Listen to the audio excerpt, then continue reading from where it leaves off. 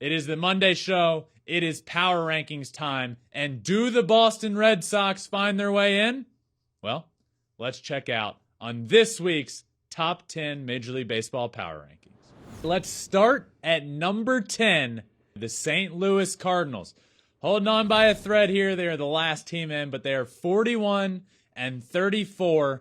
And look, there's a lot of reasons I have them here, but a big key point for them, Jack Flaherty, their ace, when he's healthy, when he's right, he just hasn't looked healthy and right. So if they want to win the NL Central against the Milwaukee Brewers, Jack Flaherty's going to have to get right, or they're going to have to make a move. Hopefully he does, because Flaherty, when he is right, is one of the best pitchers in baseball. Tommy Edman, by the way, shout out him, has the best WAR in all of baseball, 4.4. Tommy Edman, top WAR in all of baseball. Bet you didn't know that. Moving on to number 9 on these power rankings this week, I have the Milwaukee Brewers. The Brewers have struck out the most batters in all of baseball this year, and this is why the Brewers are good. They're pitching. They're starting pitching. Brandon Woodruff and Freddie Peralta haven't even been pitching for a while. Peralta's out for a while. Woodruff hopefully back soon. Corbin Burns, he's been lights out. The Brewers have struck out 694 batters this year. That is second in Major League Baseball. Corbin Burns leads all of baseball with 119 of those already. That's why the Brewers are here. That's why the Brewers are slightly above the Cardinals, because their pitching is undoubtedly better, and I think they'll be able to hold them off in the NL Central. We'll see. It'll be a dogfight right there. Moving on to number 8 in this week's Top 10 Power Rankings, I have the Toronto Blue Jays. Now, to start this week in 3rd place in the AL East. Still holding on to a wild card spot. A little early to be talking about wild card, but if the season ended right now, they'd be in the playoffs. They are 40-32. Bright spot for them, Alejandro Kirk. I hope he makes the All-Star game, by the way. Unsung hero for them, Alejandro Kirk. Moving on to number 7, the team that just jumped the Toronto Blue Jays in the power rankings, the Boston Red Sox. 42-31 now. May 9th, they were 9 games below 500. Here we are, a month and a half later, they are 11 games above 500. 11 games over. This might be a surprise to hear, but the Boston Red Sox have the 3rd best record in the American League behind just the Yankees and the Astros. The Red Sox are the real deal, and for the first time in a while, they are back in my top 10 power rankings. Moving on to number 6 this week, the Atlanta Braves. I really do. I really like this Braves team. They've also had some unsung heroes step up and be really good. Michael Harris in the outfield. The Braves have Michael Harris batting in the 9-hole. I really like how deep this lineup has been. The Braves, ever since they went on that 14-game win streak, have been really, really good, and they are still in my top 10 power rankings and slowly climbing up those power rankings just a little bit. Moving on to number 5, the San Diego Padres. The Padres avoided a disaster. I don't know how. Manny Machado is okay. I mean, it could have been way worse. It looked like the other day Manny Machado broke his ankle running through first base. He has been the offense so far this year for the Padres. But thank God he is going to be okay. He's not going to miss a ton of time. He should be back at some point this week. He will be huge for that offense, as he has been all year, but that pitching staff is what makes them here at number 5. I really like the Padres. Moving on to number 4, the leader in the NL East, the New York Mets.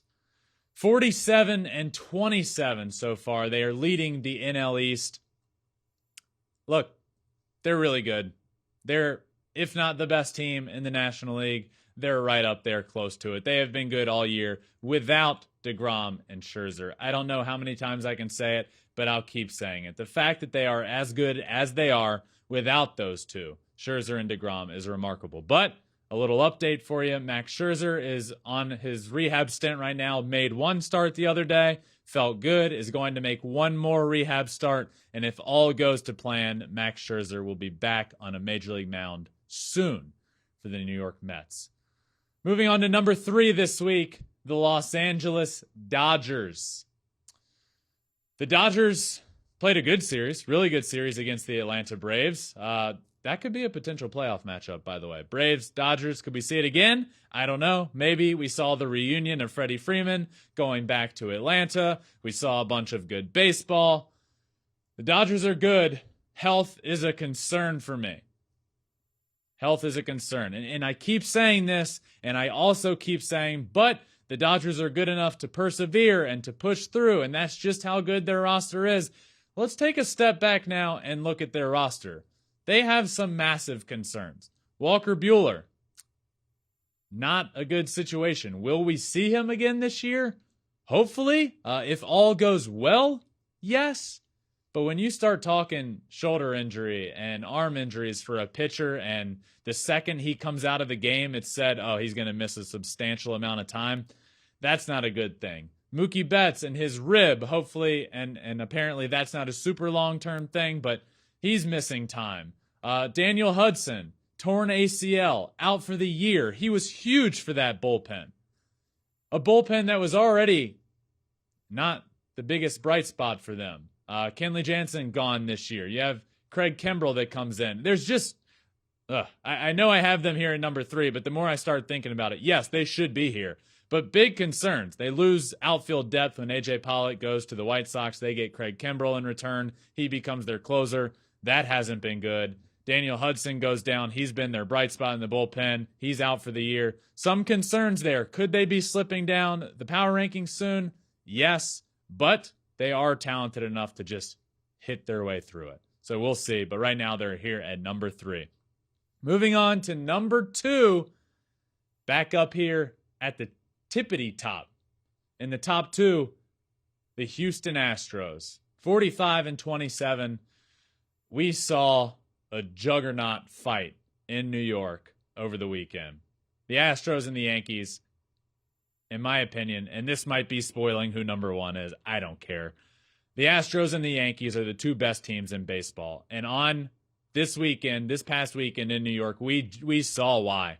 The Astros dominated that series against the Yankees. The best team in baseball. The Astros dominated it. The Yankees were fortunate to come away with 2 wins in that series and split it. But the Astros are real. Their pitching is fantastic. Their hitting is so good and so clutch. Yordan Alvarez might be the best hitter in baseball. It is remarkable how good the Houston Astros are. And they could be in a dogfight in October with the team that I have number 1 again in my power rankings. It has been a long time running now, the New York Yankees. They are 53-20. They are the best team in baseball. Aaron Judge is going to get paid a lot of money. Their 2 wins in the series against the Astros came courtesy of Aaron Judge walk-offs. They had one on Thursday, and he had one on Sunday. Walk-off homer on Sunday. Aaron Judge bet on himself, and he's winning.